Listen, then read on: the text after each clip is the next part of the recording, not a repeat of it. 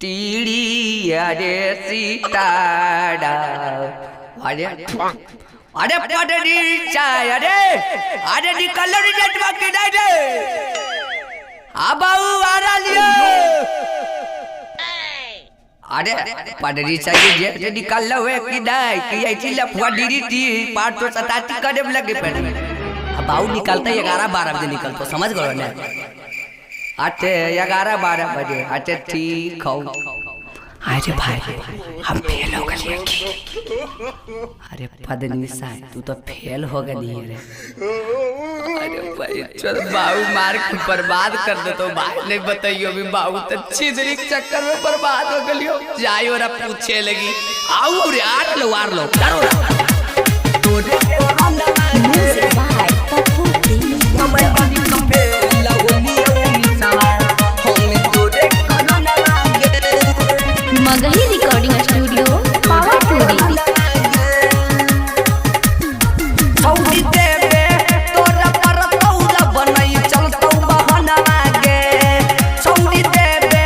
तोरा पर तौला बनई चलतौ बहनवा गे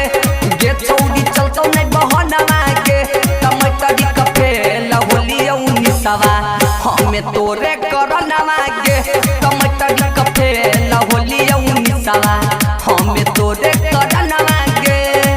अब सुने परतबाऊ के हमारा भजनवा गे अब सुने परतबाबा जी के हमारा भजनवा गे गे छौड़ी हमारा भजनवा गे टमाटर कफे लहोलियो निसवा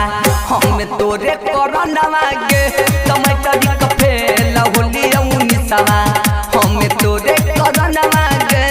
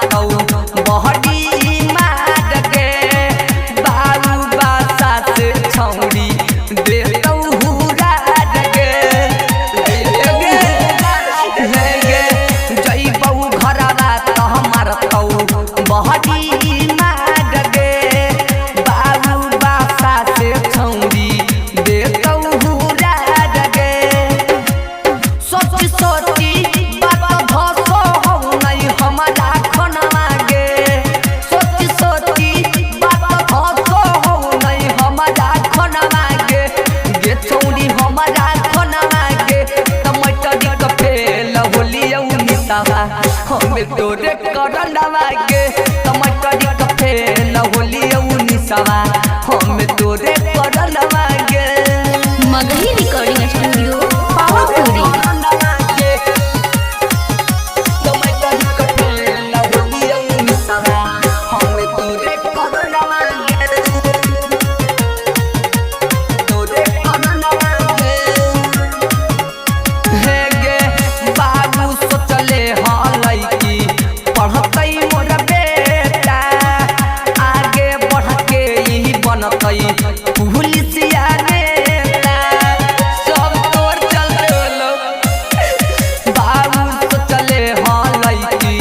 पढ़तै मोर बेटा आगे बढ़ के यही बनतै पुलिसिया नेता छौड़ी पगला और सता गइल कौ जाके ई गलवा गे छौड़ी राइटर और डिलीट कर देल कौ जाके ई गलवा गे हो गे जाके ई गलवा गे टमाटर कफे लहोलियो निसवा हमें तोरे करनवा गे टमाटर कफे लहोलियो निसवा हमें तोरे